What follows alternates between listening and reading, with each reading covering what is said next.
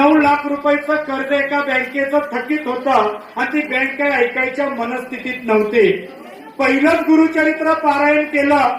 जोडीनं 2 जण आलेली होती आणि 2 दिवसानंतर त्यांच्या मुलाला बँकेतनं फोन गेला, 100 जणांमध्ये फक्त तुमचंच कर्ज बँक माफ करते, येऊन नीलचं पत्र घेऊन जा. लक्षात ठेवा,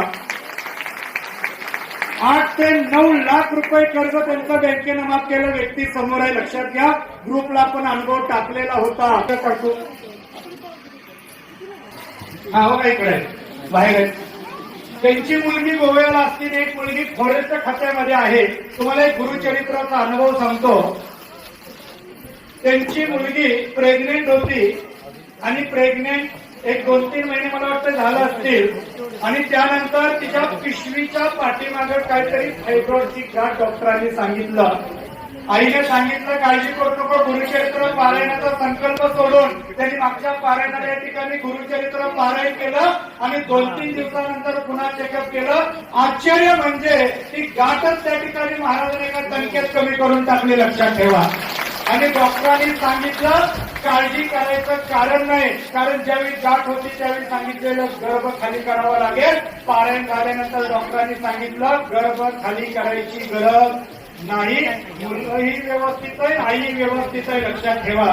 म्हणजे किती मोठी अनुभूती पारायणाची मिळत आहे. आणि आपल्या महाराष्ट्रात फक्त आकाशनगर केंद्र असं आहे की विनामूल्य हवनयुक्त गुरुचरित्र पारायण सर्वसामान्य लोकांसाठी आपण चालू केलेलं आहे. लक्षात घ्या.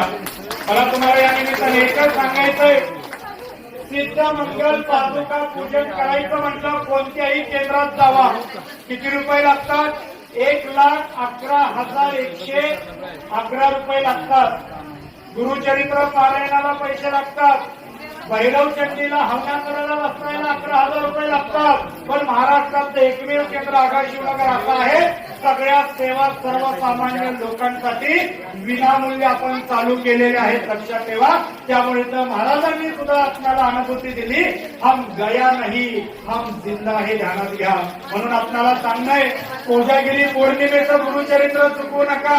आमोशाच्या सेवा भैरव चंडीच्या चुकवू नका.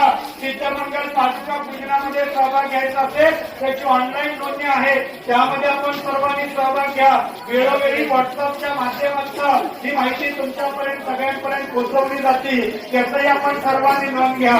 खरं तर भरपूर गोष्टी, तोडगे, पर्याय, उपाय या गुरुचरित्र पारायणाच्या निमित्ताने सांगण्यासारखे असतात, पण वेळेची आपल्याकडे कमतरता आहे. लक्षात घ्या.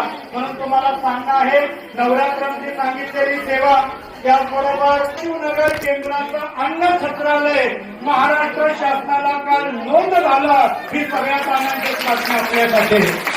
त्यामुळं आता अन्न छत्र आपलं या ठिकाणी कंटिन्यू चालू आहे. फक्त वेळेनुसार आपण त्या ठिकाणी ते नियोजन करणार आहोत. त्यामुळं हवी